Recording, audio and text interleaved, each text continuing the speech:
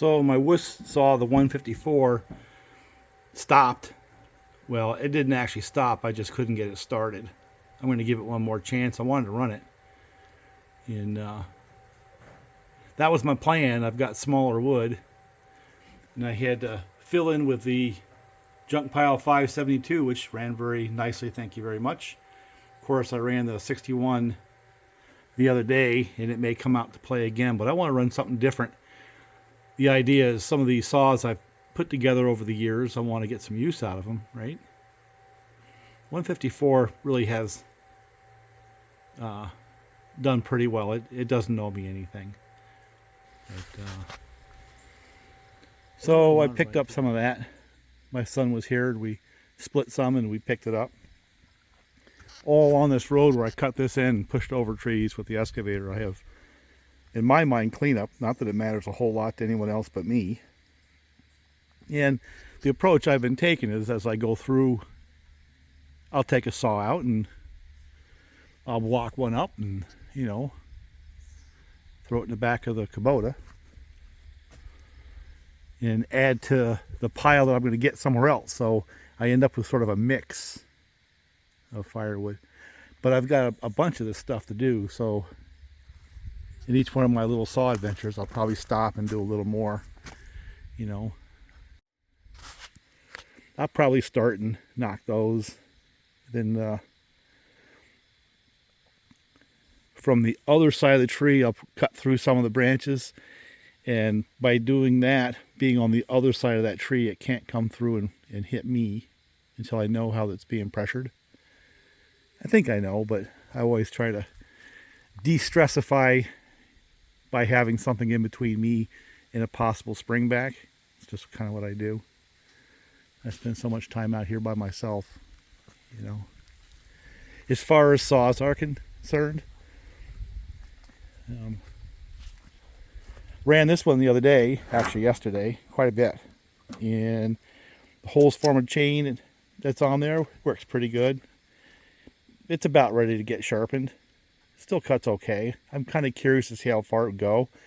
And by the end of yesterday, I've had, I don't know, 2 or 3 tanks on it with a couple of different saws. It's got to the point where I think I need to touch it up. Now, this saw right here is a much ballyhooed 262 XP. Got it from Bob. It's a nice running saw. I happen to like this bar, the Husqvarna Rancher, with a 6 rivet tip. You know, it's a pretty rugged little saw in a bar. Might be a steel chain. Yeah, this is a steel chain with the paint there. That should be a good cutting little rig right there. And of course, I've got my whisk saw because it's easy to pull over and it's lightweight.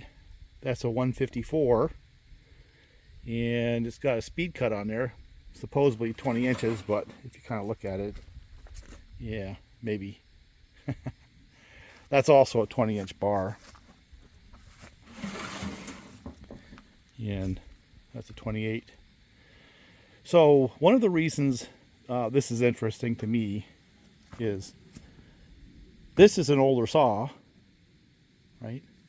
Being a 61 Rancher originally, than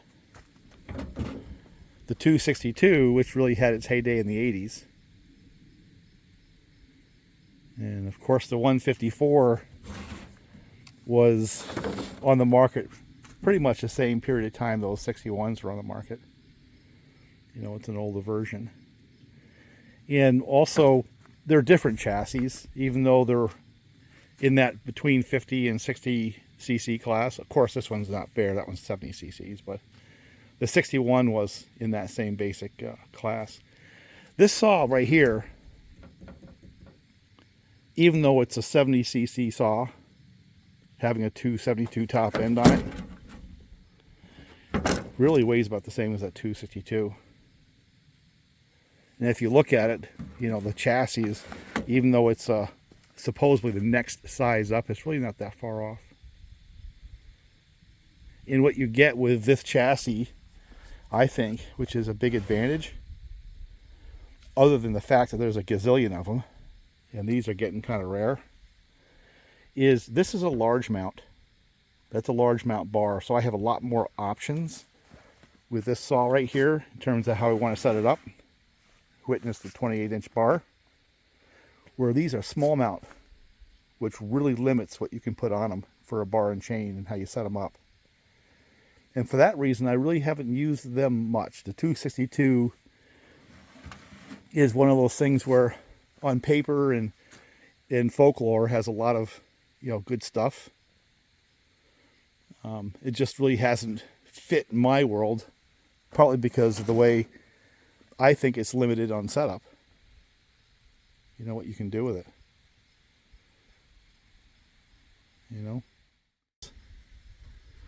And there's another reason, and this goes back to my time with a 455. I had that for a long time, and what I found was it was a small mount bar on the 455 as well, is when you get into the brush and grass and stuff like that, it was a lot more likely to toss the chain than the large mounts. And I'm not sure I understand exactly why. I can speculate, but it doesn't really matter why, it just is. And for that reason, 372, stuff like that, with a large mount bar are the ones that usually grace my my work vehicles. Unless I have a video camera, then I go back into the small mount stuff because, sometimes they're interesting. There's another factor. I started thinking about it for a little bit. Now, I've had that for a couple of years now, and that runs really, really well. You'll see. Well, you have seen. This one I don't have as much time on, so I really don't know. I got a little bit of time on it. I put that thing together back in like 2011. I think the first time it actually ended up on video was like 2013 maybe. And I haven't done anything to that saw except for run it.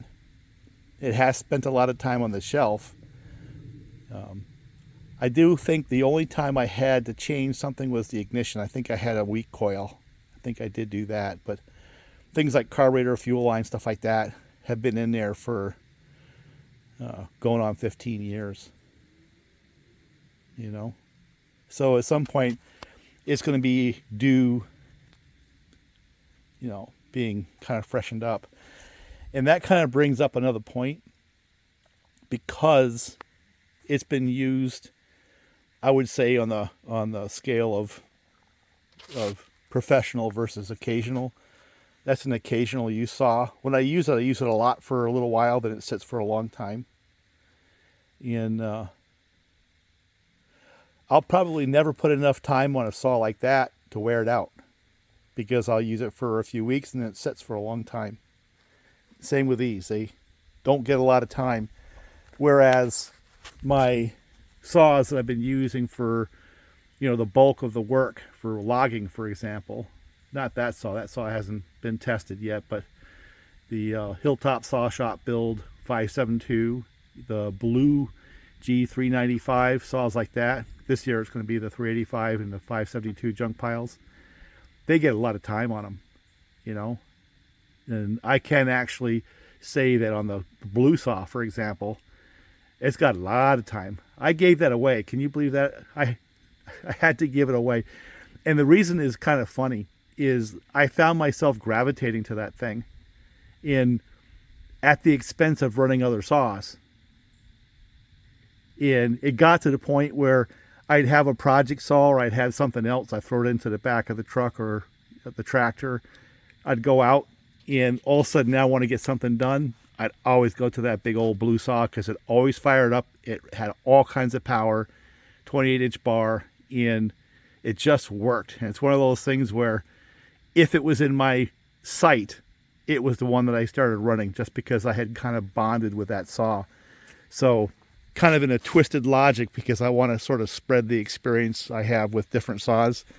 Out the door it went, not because it failed in any way, shape, or form, but in fact it was the other thing. It had gotten to be too much a part of my world, to the point it was blocking out a bunch of saws that I really wanted to get time with. I just never quite got there because it was always there, and I'd pick it. saws like these. Now I'm getting the chance to run them. Can tell you right now, if I had that blue saw in here, that's the one I'd be running. And that's over my 585, and that's over my 372 Hilltop Saw Shop Special. And now that it's out the door, it's next door. It'll be used for logging. But it's out of my direct line of sight.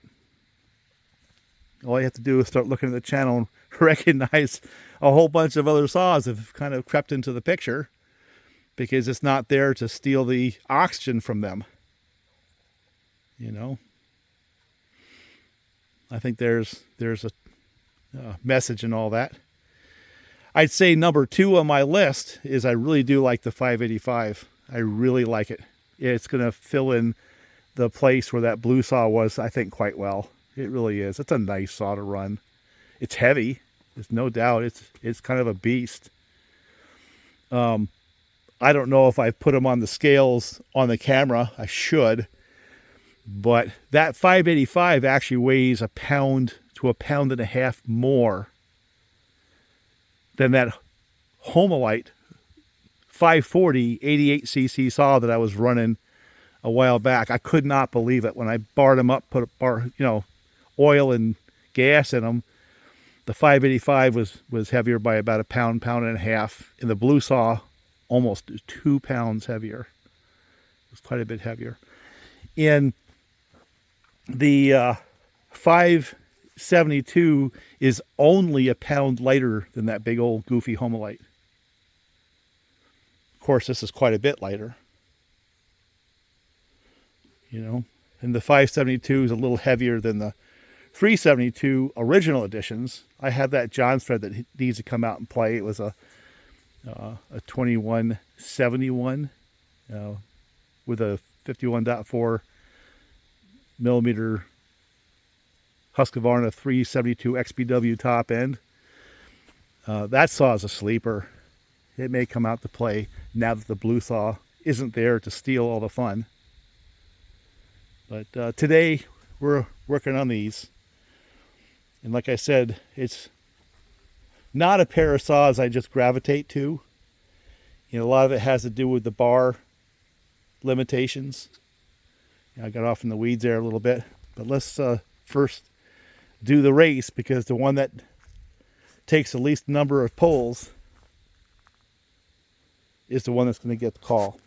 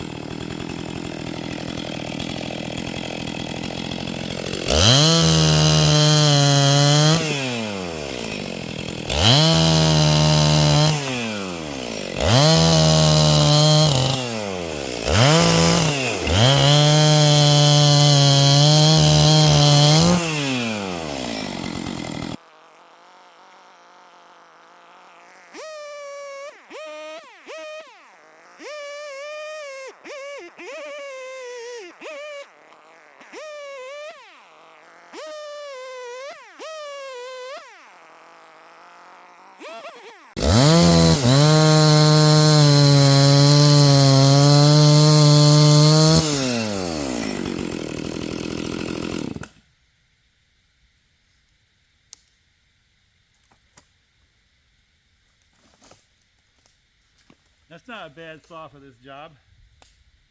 One thing I didn't miss was the long bar on this one here, because most of my work was right up here.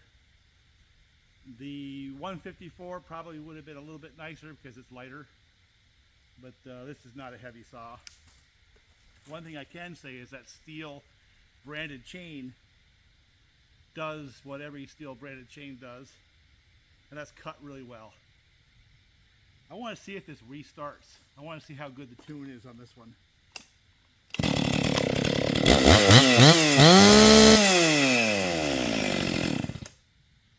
It's actually running really nice.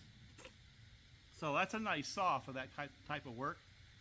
But like I say, I've been running the large mount 28s and 24s. Although I do have to say that in this particular operation, I didn't miss them at all. This 20-inch on this 262 was a nice combination. Yeah, they want their grain. So on the way out to where I'm working, I'll stop and take care of the ponies. That's an old man right there.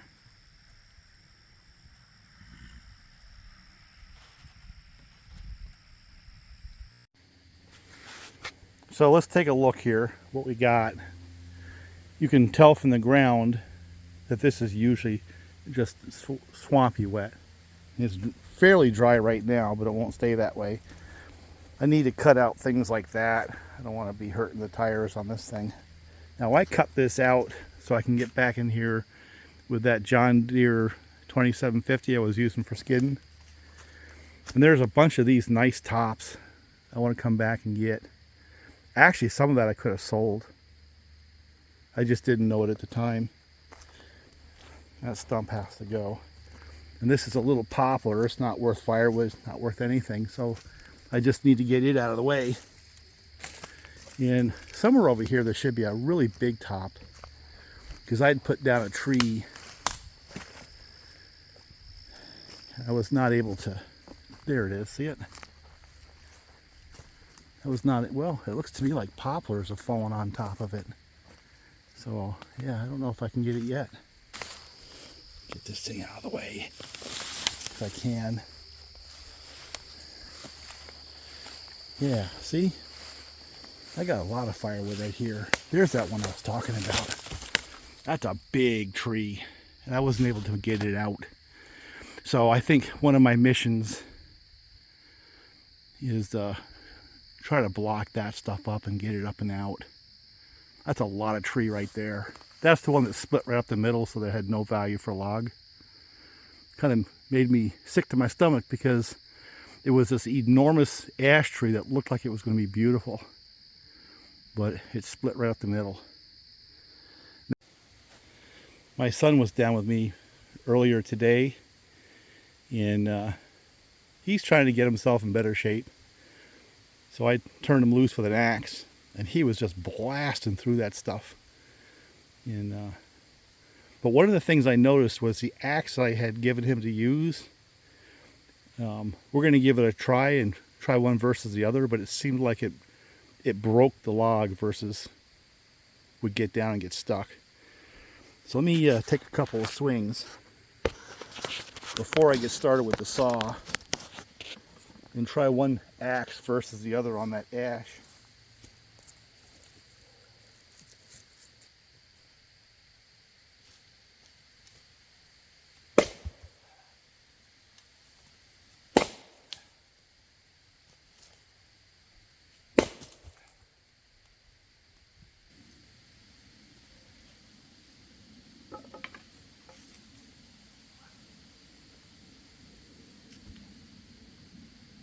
This one does. Same amount of effort.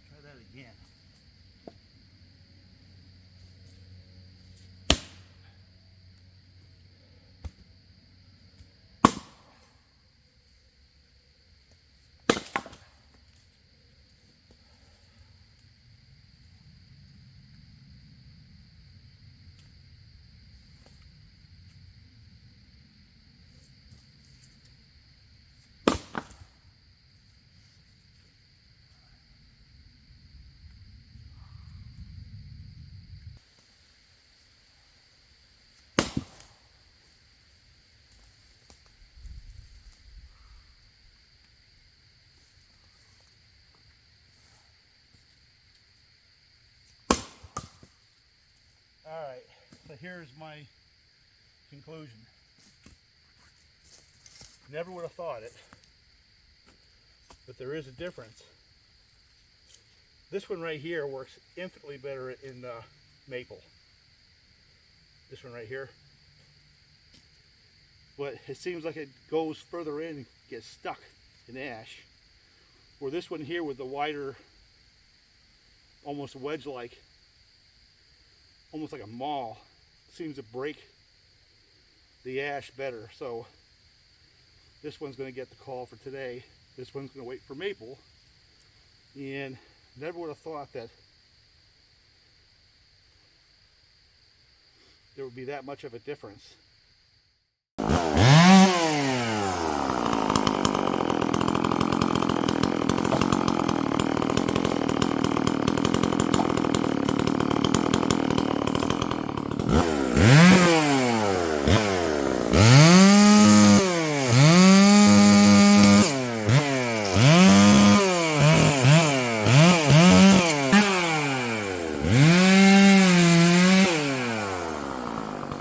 Ah!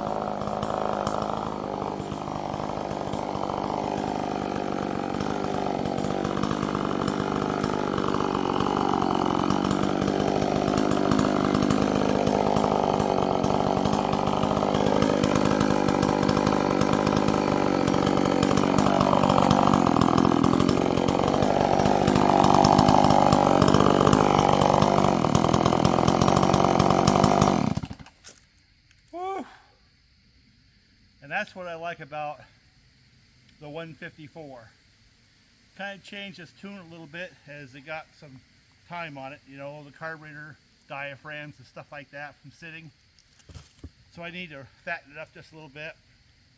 I might need to put a carb kit in the darn thing. But this saw, the 154, with this little Oregon speed cut bar and chain combo, is freaking awesome for doing work like this. You know, you can see for yourself. I'd like to have more bar length, I really would, you know, but it's so light it doesn't really matter that much. Even with my advanced age and physical issues, it doesn't bother me at all. Not really. I'm not tired from, you know, pushing on the saw or pulling on the saw or reaching, nothing like that. You know, I'm more tired from moving the logs around. So, be honest with you, this is head and shoulders above the 262 as a combination. And for this type of work, for breaking down tops like that, this thing is just butt kick. What can I tell you? You know?